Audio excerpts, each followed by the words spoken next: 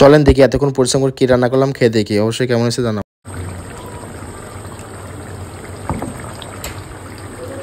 আজকে আমি রান্না করব মিষ্টি কুমড়া দিয়ে সুন্দরভাবে মাছ দিয়ে রান্না করব। তো চলেন দেখা যাক কি রান্না করতেছি, ফুল ভিডিও দেখলে বুঝতে পারবেন। তো আমি সবকিছু কাটা করে নিয়ে নিছি, পেঁয়াজ মরিচ মিষ্টি গুঁড়া সুন্দর সাইজ করে কুটে নিয়েছি। এরপর আমি সবকিছু ভালোভাবে ধুয়ে নিলাম। অলরেডি আমি চুলার উপর তুলে দিয়েছি। এক চুলায় দিয়েছিল পেঁয়াজ মরিচ ভাজি করতেছি, এক চুলায় দেখতেছি মাছ আমি ভাজি করতেছি। ওদিকে মাছ ভাজি হচ্ছে আর এদিকে হলো রান্না করার জন্য প্রসেসিং করতেছি সবকিছু। অবশেষে পেঁয়াজ মরিচ ভাজি করার পরে আমি মশলাগুলো দিয়ে দিলাম। একে একে সবকিছু আমি আস্তে আস্তে দিয়ে দিব। লবণ দিব, শুকনো মরিচের গুঁড়া দিব এবং হলুদ দিব।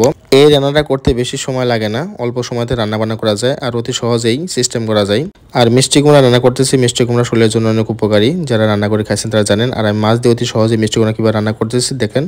অবশেষে মাছ ভাজি হয়ে গেছে, আমি মাছগুলো সুন্দরভাবে উঠাই নিব আরেক পাতিলে। আর এদিকে সবকিছু হচ্ছে, কষানো হচ্ছে। অন্য কড়াতে দিছি, দেখছেন কোরমা চালের বড়ি দিছি, ভালোভাবে এটা ভেজে নিব, যাতে ভালোভাবে ভাজি করার পরে আমি তরকারি টেস্ট আনার জন্য আমি কোরমা চালের বড়ি দিব তরকারির মধ্যে। যেহেতু মাছ দিয়ে মিষ্টি কুমড়া রান্না করবো, এই জন্য বড়ি দিলে ভালো হবে। এর ভিতরে মিষ্টি কুমড়া কেটে রাখাগুলো আমি এখন দিয়ে দিচ্ছি চুলার ভিতরে, দেওয়ার পর নাড়াচাড়া করে দিচ্ছি। দেখছেন এভাবে নাড়াচাড়া করে নিতে হবে, না হলে মশলাগুলো ভিতরে ঢুকবে না। ভালোভাবে কষা নিতে হবে, ঠিক আছে।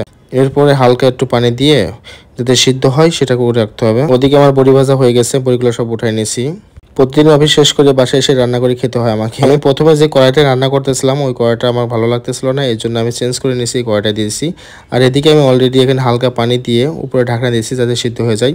এরপরে ঢাকনা উঠাবে দেখলাম যে নাড়াচাড়া করতেছি, দেখেন সিদ্ধ পরে হয়ে গেছে। আমি আর একটু পানি দিয়ে দিলাম, একবার ঝোলের পানিটা এখন যাতে পরিমাণ মতন ঝোল রাখবো এবং এর ভিতরে আমি আস্তে আস্তে সবকিছু দিয়ে দিব। যেহেতু মাছ ভাজি করা ছিল আমার কাছে, মাছ ভাজিগুলো আমি এখন দিয়ে দিব এর ভিতরে।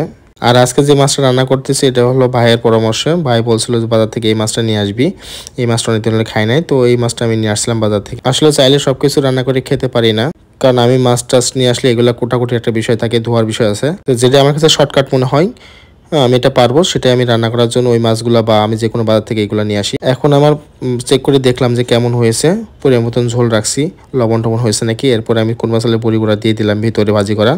তো দেখবেন যে আস্তে আস্তে আমি সবকিছু চুবাই দিয়ে দিছি যাতে ওর ভিতরে ঝোলের ইয়েগুলো ঢোকে। তো রান্না করা অলরেডি আমার প্রায় শেষ হয়ে গেছে, দেখেন কালারটা কত সুন্দর আসছে।